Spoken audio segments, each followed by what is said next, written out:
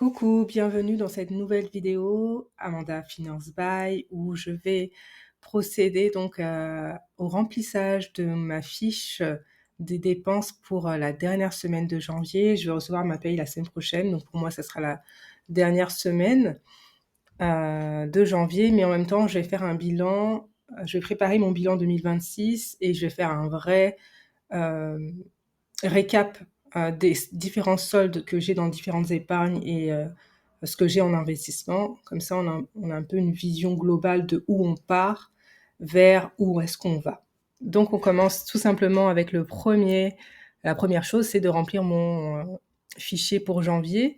Donc, il s'est pas passé grand-chose entre-temps. Vous voyez que là, j'avais dit qu'il me restait 187 euros. Donc, le Canva virement a été fait. Donc c'est bon, ils ont pris leurs 110 euros. Là, il me restait 77 euros sur le compte et j'ai fait quelques achats alimentaires avec mes courses et ma carte ticket restaurant. Donc ici, je vais rajouter 27,52, c'est ce que j'ai utilisé. Il me restait 49 euros. Et donc, ce que j'ai décidé de faire aujourd'hui, c'est faire un virement vers le PEA à 40 euros ici. Voilà. Donc là, il me reste effectivement 9,75 euros sur le compte. Je ne vais pas toucher jusqu'à ce que je reçois la fiche, ce que je reçois comment on appelle ça? Mon salaire pour la semaine prochaine. Oui, la semaine prochaine, je recevrai mon salaire. Donc, ce que je vais faire tout de suite, c'est que, bon, je vais laisser ça comme ça. Je sais que pour le mois prochain, le février, là, ici, je vais devoir reporter cette somme de 9,74 euros. J'aime pas les budgets à 0 euros, j'ai du mal parce qu'il y a toujours des imprévus, surtout quand on a un enfant ou lorsqu'on est maman célibataire, parent célibataire, il y a toujours des imprévus. Donc là, même si je sais que la semaine prochaine, je vais recevoir mon salaire, que j'ai encore ma carte ticket restaurant avec de l'argent dedans, on ne sait jamais si je dois passer à la pharmacie, si je dois acheter d'autres choses qui sont dehors de ma carte ticket restaurant. Et j'ai 9,74 € à disposition sur mon compte bancaire. Alors, aussi, le solde de ma carte ticket restaurant que je vais quand même utiliser peut-être aujourd'hui ou demain pour faire mes courses, parce que je fais mes courses pour la semaine d'après, le vendredi ou le samedi. Donc, il me reste des sous sur ma carte ticket restaurant et c'est la première fois que ça m'arrive parce que, en général, j'arrive à zéro à la fin du mois parce que j'ai tout utilisé entre les viennoiseries le matin en allant au travail. Les petites choses par-ci par-là font que je finis en fait totalement ce qui me reste sur ma carte ticket restaurant. Et là, ce mois-ci, j'avais décidé de faire attention parce que je m'étais dit mentalement que j'allais faire un tracker par rapport à la carte ticket restaurant que je n'ai pas fait. Mais mentalement, je pense que ça s'est mis en place pour que dans ma tête, je me rende compte que il faut que je fasse attention à ce que je dépense là-dessus. Donc là, le solde ticket restaurant aujourd'hui, ce qu'il me reste sur mon compte, je vais le présenter autrement pour le mois prochain. Il me reste actuellement 83 euros, 97. Et c'est très très bien. Vraiment, je suis vraiment très contente. Et je sais, j'ai reçu une notification sur la carte ticket restaurant. Ils m'ont prévenu qu'il va y avoir 242 euros qui sera crédité le 26 janvier, donc la semaine prochaine.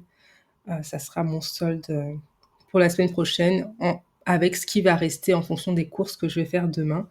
Ça sera reporté sur le mois prochain et vraiment c'est génial. Donc voilà où est-ce qu'on est pour ce premier mois de janvier avec cet objectif de 10 000 euros sur le LEP.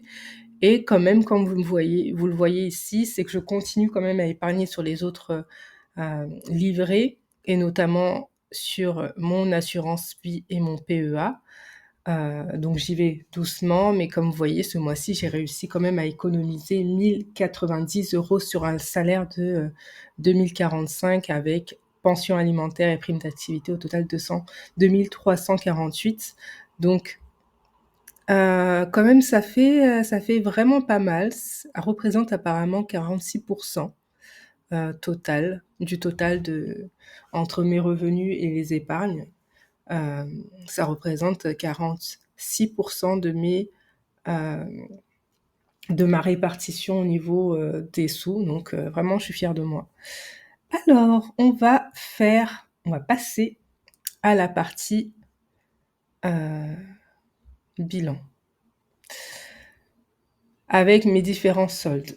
Donc, je veux voir au niveau des épargnes en 2025 ce qu'il y avait. J'ai déjà fait une vidéo là-dessus où je vous ai donné les sommes, mais là, je vais mettre le montant par chaque catégorie. Donc, LDDS, livret A, ça c'est vraiment les épargnes. Et j'ai aussi Revolut quand même comme épargne, donc je vais le marquer.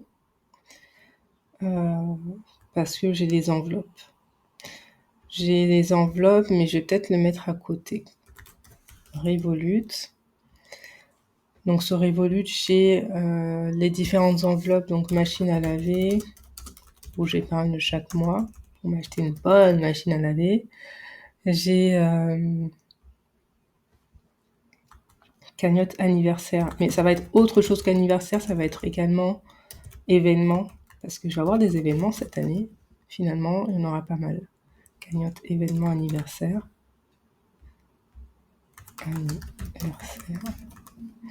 Donc on va essayer de remplir un peu plus cette enveloppe-là. Ensuite, j'aurai également... Qu'est-ce que j'ai mis là-bas? J'ai mis les impôts. Les impôts, j'ai mis également les activités pour 2027. J'ai mis l'horizon collège, pour possiblement trouver un collège privé. Et mobilier pour un prochain déménagement. Donc voilà à peu près. Ensuite, il y a les investissements. Et donc là, je mets assurance vie. Ah, attendez, parce que du coup, je vous ai jamais parlé de ça, mais mon travail me permet également d'avoir... je vais vous montrer ça tout à l'heure. Je vais éviter de m'éparpiller. Donc, assurance vie. Je vous expliquerai également sur quoi j'ai investi dans l'assurance vie. Le PEA, pour l'instant, j'ai que de la liquidité, je me suis pas encore engagée sur des actions. Et le PEI, parce que j'ai un plan d'épargne inter-entreprise qui a été créé par mon entreprise et qui me permet également d'investir. Je vais mettre, allez...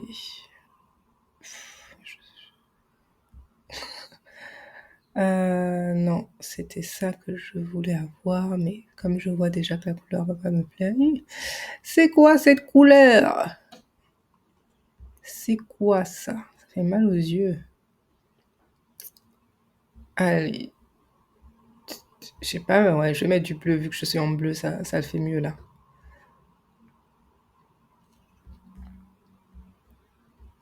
Voilà. Voilà. Alors, je vous ai également fait des captures écran de ce qui se passe actuellement sur mon compte, là. Ici. Donc là, cette première capture, c'est le PEI que l'entreprise a mis en place. Le PEI, c'est un plan d'épargne inter-entreprise que l'entreprise peut proposer à ses salariés en fonction de certains critères, notamment le nombre d'employés, le nombre des revenus, etc. Il y a plusieurs critères, je peux partir dans le détail là-dessus. Ce qui est intéressant, c'est que c'est très très nouveau. Donc là, ça a été mis en place en novembre 2025 et il y a une participation qui a été versée de l'entreprise. La participation, en fait, c'est les bénéfices de l'entreprise. Donc l'entreprise a décidé de verser ses bénéfices à ses employés de cette manière-là dans un PEI, dans un plan d'épargne inter-entreprise. Cette participation, on avait le choix entre la retirer directement pour l'avoir comme une prime en fait, mais elle sera, lorsqu'on la prend directement de cette manière-là, vous êtes imposé en fait sur cette somme. Moi, ce que j'ai décidé de faire, étant donné que de toute façon, je m'attendais pas à ça et que je n'avais pas prévu ça sur mon budget, de toute façon, ça allait rien faire. Si je le prends ou je le prends pas, pour moi, ça allait rien faire de spécial. Donc, ce que j'ai décidé de faire, c'est de le laisser dans le PEI de ne pas y toucher et laisser les intérêts se générer en fonction du plan que j'ai choisi. J'ai choisi un plan action, donc il y a des actions à l'intérieur. Ma participation a servi à financer les actions que j'ai choisies dans ce plan qui a été mis en place par l'entreprise. Donc, comme vous pouvez le voir ici juste à côté, ils disent que dans 5 ans, je peux retirer en fait cette somme sans avoir à payer l'impôt sur le revenu. Par contre, je vais forcément payer les cotisations sociales, donc la CGS et la CRDS. Ça, c'est pratiquement partout, également dans le PEA et dans l'assurance vie. Donc, le PEI, si je ne touche pas pendant 5 ans, je n'ai pas d'impôt sur le revenu à payer. Donc, je vais pas toucher.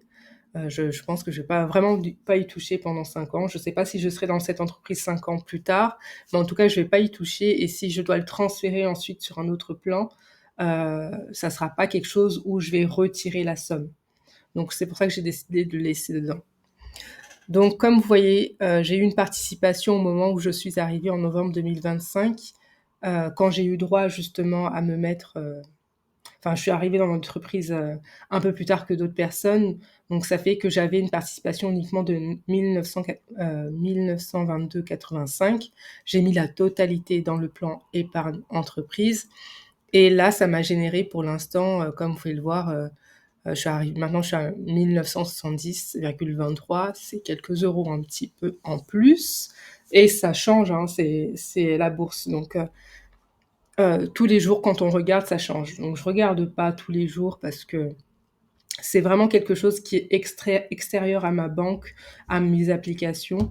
Donc, je laisse ça comme ça tranquillement et chaque année, il va y avoir un versement de la participation sur ce plan épargne interentreprise. Donc, je vais mettre, d'ailleurs, est-ce que je l'avais mis là? Oui.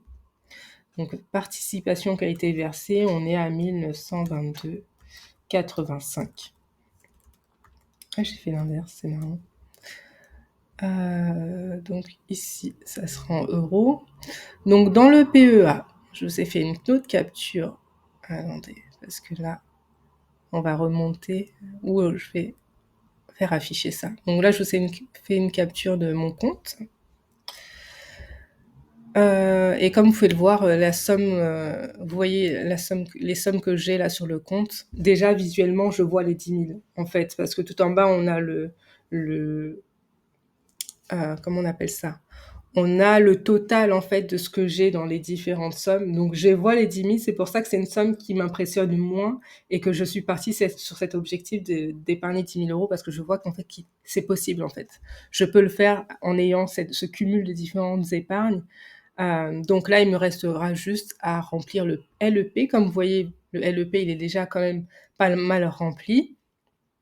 Mais ces 10 000 euros vont être dispatchés ensuite sur les autres épargnes, parce que sur les autres épargnes, même si j'attends 10 000 dans le LEP, pour l'année, il me restera 4 mois encore à épargner pour atteindre toute l'année les 10 000 d'objectifs. Je ne sais pas si je suis claire, dans ma tête je suis claire. Donc déjà, dans mon assurance vie, le contrat, comme vous pouvez le voir, là je suis à 1068. 1068, cependant, je vais peut-être corriger ça tout à l'heure parce qu'il faut que je regarde. 1068, combien exactement? 53. Je vais peut-être prendre l'application en parallèle pour éviter de faire des allers-retours comme ça. On va prendre tout ça, on va mettre en monétaire. Et le PEA, c'est pas grand-chose. Là, j'ai 200 euros parce que je l'ai ouvert pour oui, parce qu'en fait, je vous parlais d'ancienneté pour le PEI. Il faut savoir qu'aussi pour le PEA, il y a cette histoire d'ancienneté qui fait qu'on 5 ans après, on est exonéré d'impôts. Donc, on ne paye pas d'impôts sur la somme qu'on a sur le PEA lorsqu'on veut le retirer. Par contre, on paye toujours les cotisations sociales, donc la CGS et la CRDS, c'est autour, je crois, à peu près de 17 en fait, de la somme. L'assurance vie, c'est 8 ans. L'assurance vie, on est exonéré d'impôts lorsqu'on on retire la somme uniquement après 8 ans de détention. Donc là, on a 2 fois 5 ans, 5 ans, 5 ans, et là, 8 ans. Par contre, pour le PEI et le PEA, il me semble, en tout cas pour le PEI, j'ai regardé, lorsqu'on a un événement spécial, par exemple un mariage, par exemple un décès ou quelque chose comme ça, on peut, sous condition, retirer la somme sans être imposé. Mais ça dépend vraiment de où est-ce qu'on est exactement sur par rapport. Quelles sont les conditions en fait que l'on, les conditions que l'on, comment on peut dire ça déjà? Sous quelles conditions? Sous quelles conditions? Sous quelles conditions on retire la somme? Alors ensuite, le LEP, vous avez vu tout à l'heure, moi je vais juste prendre l'application, ça m'évitera de faire des allers-retours sur les feuilles. J'ai la flemme. Donc là, actuellement je suis à 4468, moins ce qui a été prélevé lorsque j'ai eu le salaire de janvier, donc moins ce qui a été viré plutôt, moins 700.